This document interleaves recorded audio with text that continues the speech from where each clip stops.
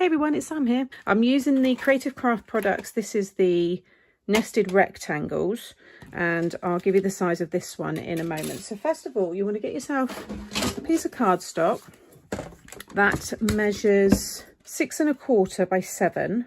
Along the 6 1/4 side, you want to score at 1/2 inch and at 5 3/4. Okay, so that's all the scoring you need to do. And then you want to add your aperture. So I've got this one here, which from that set, or any shape will work. You could even have maybe 2 squares. You could have an oval or circle in here. It doesn't have to be the rectangle. It's the one from that set that's closest to 6 inches by 4. So I'm going to sit this now between those the score lines. I'm just going to take some of my low tack tape.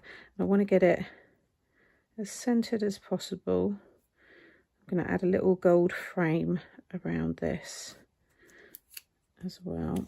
Okay, so pop that there. I'm just going to run that through my die machine. And then I've got this piece here that I've cut to it's about 4 3/8 by 6 1/2.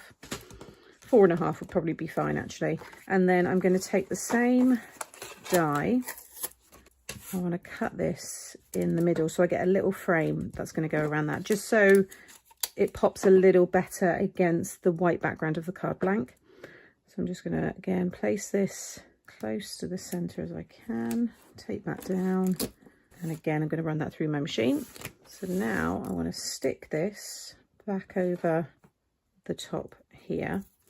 I'm just going to run that all around. Next, I'm going to flip it over, and then I've cut this piece of acetate. In fact, what I'm going to do is curve this piece, which I think will work better. So fold and burnish your score lines, okay, and then curve into this, because whilst that glue's drying, it will kind of set in that shape actually. So yeah, just do it carefully, and I'm just going to just make sure that's all kind of slightly curved. Okay, that looks good. So this piece of acetate is 4 3/4 by 6 3/4. Basically, you want it to be able to sit behind this part here.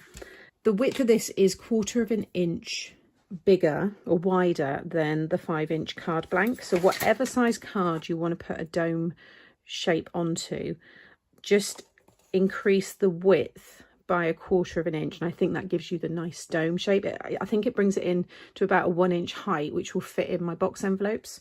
So I always try and do them around that kind of height, but of course, you know, you can, you know, make them a lot more dimensional if you wanted to. So I'm just going to take the backing off. I've just used red liner tape. It's really good when you're working with acetate. You can use double-sided tape as well. This stuff is super sticky. So again, flip this over, and then just make sure it covers the whole frame, like so. And then I always like to go over the acetate. If you see there, you've got like light patches, you just rub over it. See now it's gone dark? That means it's completely stuck to the card. Okay, so I'm going to give that a clean in a minute. So what's going to happen, this is going to stick on the front, and you'll see there, you get that arch shape.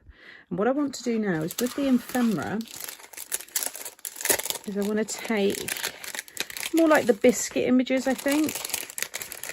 I mean, you could put the cake, put anything in here. It would look good like a box of donuts. I've done quite a few donut cards, and I've done one using the donut image, this one here. On the acetate, I'm going to use the stickers, so I'll choose one of those in a moment. So I want to position these first. I think we've got to have the one that actually says biscuits. I think that's going to look quite good. Yeah, I like that. They all sit in there nicely, and then when the sticker's on top, I think it will look like a little box. So I've got some foam pads here. You could add some pattern paper on here if you want to, but I think they pop quite nicely against the white, and then the frame as well works quite well. Okay, so I stuck them all on the card and it was upside down, so I just had to peel them off and stick them down again. So next we can attach this part here.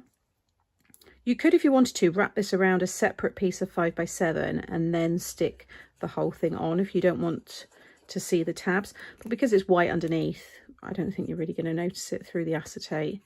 But I think I have done it that way on the other the other cards. Okay, so I'm going to stick this one first so it runs along the fold of the card. Just get that under, just check from the back there that it's nice and straight, like so. And then just bring this end over, just going to open up the card and just get it into that arch and just curve it around until you line up with the bottom of the card there. You can kind of squash it a little bit at the end there, it's not going to, you know, affect the shape. There we go. So it will all stand up. That look cool. Like I said, the height of this was about 1 inch. Yeah, it's just under, it's about 7/8. So it will fit in my box envelopes. And then I'm just going to give the acetate a little clean. I like to just spray a little bit of rubbing alcohol with a bit of paper towel and just spray that over the top. So I'll do that in a minute. I'm going to choose my sentiment here. We've got loads of different ones on here. Calories don't count today. It's your birthday, eat the cake. Something sweet to make you smile. You are one smart cookie. Some of them repeats. You've got it in that kind of style, and then again there. Happy cake day. Did someone say cake? I like the purple one here. Thank you, you're the sweetest, because I do send a lot of thank you cards, so it's always nice. See, that looks quite good. I'm wondering whether to frame it with the gold. Just so it's not too lost. Let's just see.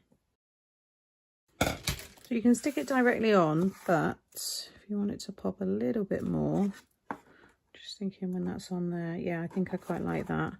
So I just popped it onto the matching card there. So again, I'm just going to use my foam dots here. We've also got the washi strips, but I tend to be using these now on my envelopes. It's a nice way just to have everything kind of matching and coordinating, but you could definitely run, let's just have a little look. Again, I always do this as I'm making the card. I think that's when some of the ideas come as well. It's when you're actually in the moment of crafting that you see other ways to use things. So you get loads of sheets here and each one is a strip. I'm thinking you've got the sprinkles here. Probably, if you're going to do this, do it before you stick the frame down, but you could have that running through like a cross so it looks like a faux ribbon. That would be a nice idea. But you'll see in my other videos using this product, I've been sticking them onto my envelopes. I think for the faux ribbon effect, this one would look really good, or even the gingham.